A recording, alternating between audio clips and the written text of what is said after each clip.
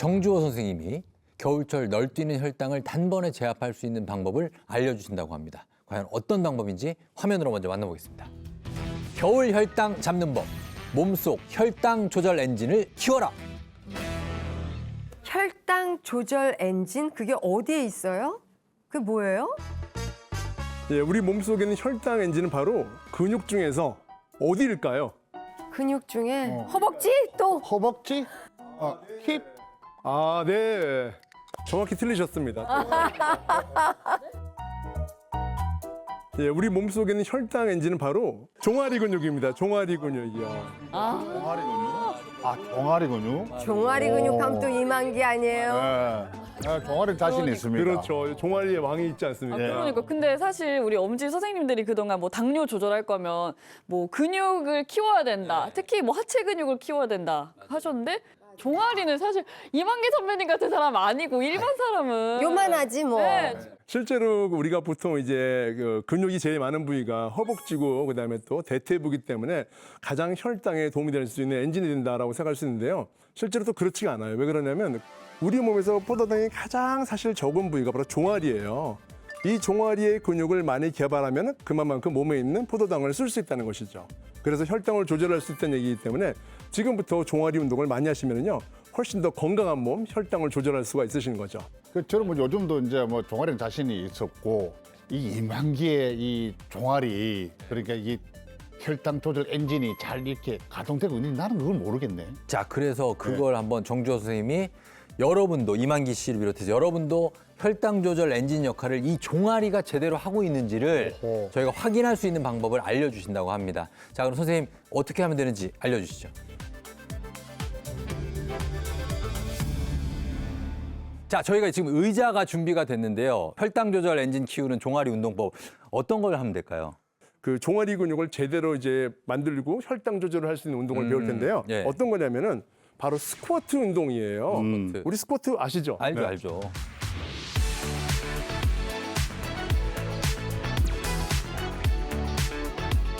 먼저 의자에서 네네. 한 발짝 정도 뒤로 가시는 거예요. 살짝 잡으신 상태에서 스쿼트를 내려갑니다. 그런데 이것도요, 초보자들은요, 깊이 내려가면 의자와 함께 뒤로 넘어질 수가 있어요. 그렇겠네. 그래서 이런 경우에는 스쿼트를 할 때 90도가 아닌 45도 정도만 하셔도 괜찮으세요. 아, 왜냐하면 저희가 하는 운동은 단순히 허벅지 운동이 아니라 혈당 조절을 위해서 하는 종아리까지 포함된 운동이기 때문에 네네. 목적이 종아리예요. 45도까지만 내려간 상태에서 살짝 일어나면서 발끝만 세워주시면 돼요. 올라갔을 때 2초 정도를 멈춰주세요. 근육은 단순한 운동의 반복이 아니고 근육을 쥐어짜면서 근육의 긴장과 수축을 만들어서 근육의 단단함을 만들어주는 것이죠. 자, 이 상태에서 45도 정도 앉습니다. 그리고 나서 올린 상태에서 2초 정도 후 숨을 뱉고 멈추고 1초, 2초 마지막 한번 쭉 1초, 2초 자, 다시 일어나세요. 지금도 힘이 많이 들어가네요. 쭉 어떠세요? 힘이 많이 들어가죠? 엄청 많이 들어가요. 사실 이게 또 좋은 게 뭐냐면 가끔씩 밤에 환절기에 다리 쥐나는 분들 있죠? 자다가 맞아요. 많아요, 요즘은. 이런 분들도 사실 종아리 근육이 발달이 안 돼서 그런 거예요. 그래서 평상시에 종아리 운동을 많이 하시는 것도 굉장히 도움될 수 있습니다. 자, 올려서 1초, 2초. 좋아요. 마지막 한번 쭉 짜주고요. 근데 이게 스쿼트를 같이 하면서 이렇게 뒤꿈치를 어깨 같이 이렇게 해보니까 네네. 진짜 힙업이 되는 것 같고 이 하체 이 사두근도 빵빵하고 그렇죠. 이게 뭔가 막 다리 쪽에서 불이 막 그냥 활화산처럼 타오르는 것 같아요. 엔진이 불났네. 딴 것도 아니고 이게 당뇨를 잡는 엔진이라고 했죠. 그럼요. 이거 해야 돼. 이게 그 느낌이에요. 뭐냐면 저도 해보니까 네. 이 종아리가 좀 약한 분들한테는 네. 뭔가 하체가 안정적으로 나를 받쳐준다는 느낌. 그리고 발목이 굉장히 한마디로 튼튼해졌다는 느낌. 혈당 조절을 위해서 식후에 운동을 통해서 오히려 에너지원을 소모시키는 것도 굉장히 도움되겠습니다. 혹시 실내에서 하더라도 주의할 점이 있으면 뭐가 있을까요? 실내에서 하더라도 실내 운동화를 따로 신고서 하시는 것이 안전합니다. 이유는요. 첫 번째, 미끄러지지 않고 낙상을 방지할 수가 있고요. 두 번째는요.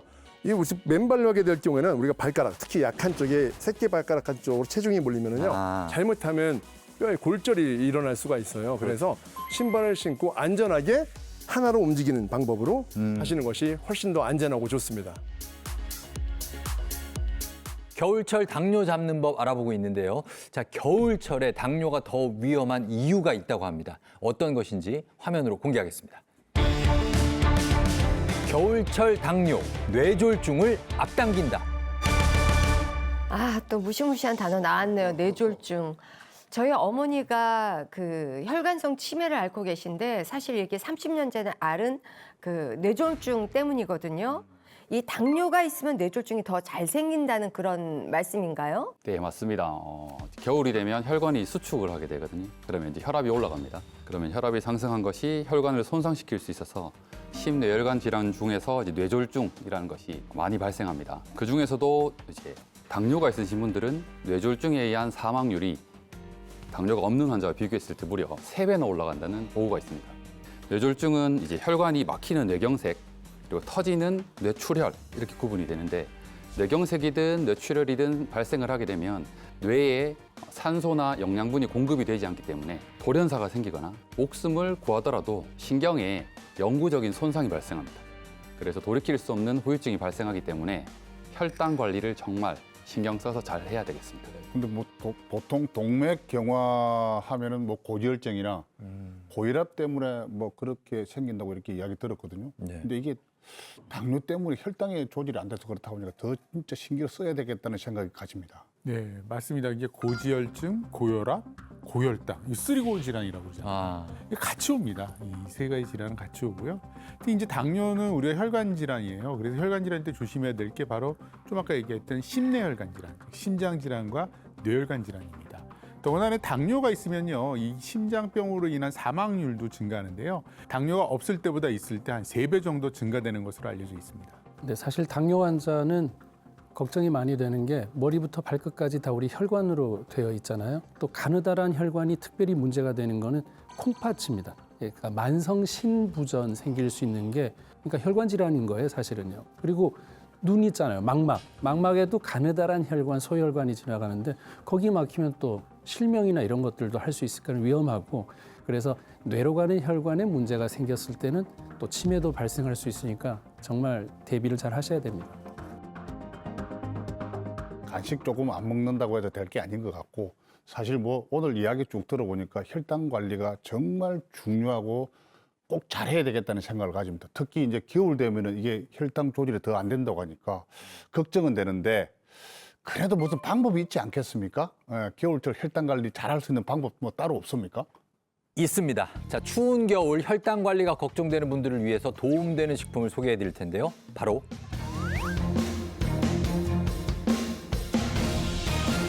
친구들끼리 모여 있으면 우리도 고생했는데 흑염소 한 마리는 좀 먹어야 되지 않겠니? 이런 얘기 합니다. 정말 우리나라 대표적인 보양식 아니겠어요? 맞습니다. 우리나라 토종염소, 흑염소. 예로부터 우리가 좀 기력이 허하거나 조금 기운을 보충하고자 했을 때 그 건강식품으로 굉장히 역사가 깊은 음식이거든요. 조선시대의 동의보감에서는요, 이 흑염소가 기운을 끌어올려주기 때문에 마음을 또 편안하게 해주면서 온몸을 따뜻하게 해준다라고 기록이 되어 있고요. 중국 고전의학서인 명의별록에는요, 흑염소가 따뜻한 성질의 식품으로 혈액을 따뜻하게 하고 양기를 보충한다라고 기록이 되어 있습니다. 근데 옛날에 진짜 운동할 때 저 흑염소 많이 먹었어요. 아, 그래요? 진짜 저 흑염소는 하나도 버릴 게 없어. 진짜 흑염소는요, 뿔부터 시작해갖고 고기, 내장, 뼈, 껍질도 먹습니다. 정말 안 쓰는 부위가 없을 정도로 정말 다 먹는 귀한 식재료 중에 하나입니다. 일반적인 초식 동물은 부드러운 풀이나 건초를 먹는 반면에 이 흑염소는 거친 나무 껍질이나 솔잎을 먹습니다. 그만큼 다른 동물에 비해서 면역력이 높아서요, 강인한 생명력을 지닌 동물로 우리가 좀 알려져 있죠. 근데 오늘 이 흑염소 소개를 그 보양식이 아니라 지금 혈당 관리에 도움이 되는 식품이라고 말씀을 해주셨잖아요. 진짜 당뇨에 도움이 되나요? 예, 도움이 됩니다. 한의학에서 흑염소는 보신식품으로 보는데요. 이때 신이 몸신이 아니고요, 신장 신자로 이 신장의 기운을 보호하는 식품이라는 뜻입니다. 신장이 혈액 속 노폐물을 걸러내서 소변으로 내보내는 장기잖아요. 그런데 이 과정에서 필요에 따라 포도당을 재흡수하고 혈당을 정상적으로 조절해주는 역할도 합니다. 그렇기 때문에 신장이 약하면 혈당 조절에도 문제가 생길 수 있다는 건데요. 이럴 때 흑염소가 신장의 기능을 도와 혈당 건강에도 도움을 줄 수 있습니다. 흑염소가 혈당 조절에 도움이 될 수 있는 이유가 하나 더 있는데요. 바로 아라키돈산 때문입니다. 아라키돈산 이거 참 TV에서도 그렇고 많이 들어봤잖아요. 들었죠. 들어보긴 들어봤어. 근데 구체적으로 이게 뭔지를 사실 몰라요. 이게 뭡니까? 아라키돈산은 모유에도 들어있는 성분인데요. 우리 몸의 세포막을 만들고 성장 호르몬의 생성을 돕는 필수 지방산입니다. 에너지 대사, 근력 강화, 지방 분해, 척추 골밀도 강화에 도움을 주기 때문에 우리 몸에 꼭 필요한 성분이라고 할 수 있습니다. 세포막을 만드는데 꼭 필요한 성분이라고 하니까 진짜 우리 몸에 없어서는 안 되는 영양소 같은데 그럼 이 아라키돈산이 혈당 조절에 도움이 된다는 거죠? 네, 흑염소 속의 풍부한 아라키돈산은 당뇨 관리에 있어서 가장 중요한 인슐린 기능 유지와 혈당 수치를 낮추는 데 도움이 됩니다. 실제 당뇨병이 없는 중년 남성 2천여 명을 대상으로 19년간 추적 관찰한 결과를 보면요. 혈액 중에 아라키돈산 농도가 높은 사람은 낮은 사람에 비해서 당뇨병 발병 위험이 무려 46%나 낮았다고 하고요. 당뇨병을 유발한 쥐에게 아라키돈산이 포함된 식단을 공급했더니 혈당 수치가 10% 감소하고 인슐린 민감도가 개선된 것을 확인할 수 있었다고 합니다. 이 흑염소가 중년 여성 건강에 좋은 이유가 또 있기 때문인데요. 바로 수족냉증 같은 이 갱년기 증상 완화에 도움이 될 수 있습니다. 교실에서 보면 이제 갱년기 여성 이외에도 수족냉증, 손발 저림으로 고생하시는 분들이 있는데요. 바로 당뇨 환자분들입니다. 제가 간단한 실험 영상을 통해서 보여드리겠습니다. 화면에 보이는 튜브가 우리 몸의 혈관인데요. 혈당이 정상인 혈액의 경우 혈관에 투입되자마자 보시는 것처럼 빠르게 순환이 되죠. 잘 가네요. 어우, 시원시원하네요. 시원하죠, 진짜. 반면 당뇨 환자처럼 당분이 많은 혈액의 경우 언제가. 이렇게 속도도 느리고 정체되어 순환이 잘 안 되는 것을 보실 수 있습니다. 이러니까 답답해요. 손발이 차죠. 답답해요. 실제 당뇨 환자들의 혈액은 진한 설탕물처럼 점도가 높아 혈액순환이 쉽지 않은데요. 때문에 손발저림, 수족냉증 같은 혈액순환 장애가 나타나기가 쉽습니다. 당뇨가 있는 친구들은 이 손발이 차가운 것도 차가운 거지만 이 손끝에서 이렇게 찌릿찌릿해서 정말 혈액순환이 안 되는구나 이런 걸 느낀대요. 근데 저렇게 오늘 보니까 피가 저렇게 끈적끈적하니 순환도 안 되는 게 당연한 일인 것 같아요. 네, 그래서 이럴 때 우리가 지금 얘기한 흑염소가 좀 도움이 될 수 있습니다. 흑염소에 풍부한 불포화 지방산인 아라키돈산이요. 혈당 조절뿐만 아니라 혈관 내 콜레스테롤 축적을 억제해서요. 혈액순환에 도움이 되기 때문인데요. 실제로 동물 실험 결과 아라키돈산을 투여한 동물의 모세혈관이 유의미하게 확장된 것이 확인되었다고 합니다. 근데 사실 뭐 그동안 흑염소 하면은 그냥 질 좋은 단백질 뭐 이것만 생각을 했는데 지금까지 알았던 게 잘 못 알고 있었네.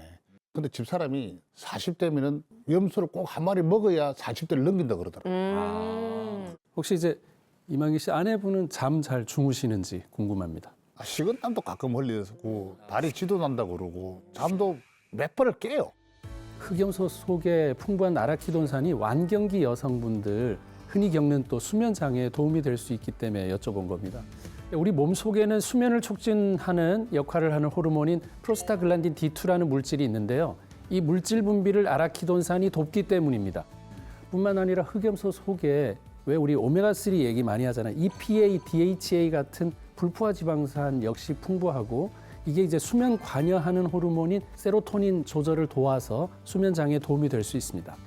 예, 수면 장애는 완경기 여성의 40에서 60%가 겪는 증상으로 완경기 여성의 경우 6개월간 수면 시간이 90분만 줄어도 인슐린 저항성이 20%나 증가한다는 보고가 있거든요. 수면과 당뇨는 이렇게 영향이 깊은 만큼 아라키돈산 섭취를 기억하실 필요가 있는 것이죠. 겨울철이잖아요. 겨울철에는 면역력 굉장히 중요한데요. 바로 흑염소 속의 아라키돈산은요. 리폭신으로 대사가 됩니다. 근데 이 리폭신이 어떠한 역할을 하냐 하면 바이러스와 세균으로부터 우리 몸을 지키는 면역세포의 활성화를 돕고요. 암 저격수라고 그러죠. NK세포의 활성화에 도움을 주거든요. 뿐만 아니라 강력한 항사력을 가진 비타민 E도 풍부해서요. 만성염증을 예방하고 면역력을 높이는 데 도움이 될 수 있습니다. 조선시대 왕 중에서 정말 면역력이 약했던 왕이 한 분 계신데요. 바로 숙종이거든요. 이 숙종이 얼마만큼 면역력이 약했냐면 1년 내내 기침을 달고 사셨고요. 그다음에 늘 하지 관절통 때문에 잠을 못 주무시고 늘 요즘 말로 좀 골골거렸다라고 기록에 남아 있는데, 그래서 어이들이 숙종을 위해서 자주 준비했던 음식이 바로 흑색탕, 흑염소였다고 합니다. 아하. 이렇게 약한 왕인데도 불구하고 당시 조선시대의 평균 수명이 46세인데 숙종 같은 경우는 60세까지 장수했다고 합니다. 근데 사실 저는 뭐 숙종 임금님까지는 아니더라도 저도 면역력 꼴찌니까 사실은 좀 제가 챙겨 먹어야겠다 생각을 했거든요. 제 몸에도 지금 좀 아라키돈산이 부족하지 않나 싶은데 꼭 이렇게 음식으로 먹어야 하는 성분인 거예요? 네, 맞습니다. 아라키돈산은 체내에서 합성되지 않아서 외부에서 섭취해야 되는데 어패류나 육류에 풍부하게 함유된 리놀산으로부터 체내에서 합성되는데 노화로 효소 작용이 약해지면 합성 능력이 떨어져서 체내 아라키돈산 양이 부족해질 수 있기 때문에 외부에서 꼭 섭취해 줘야 하는 영양소입니다.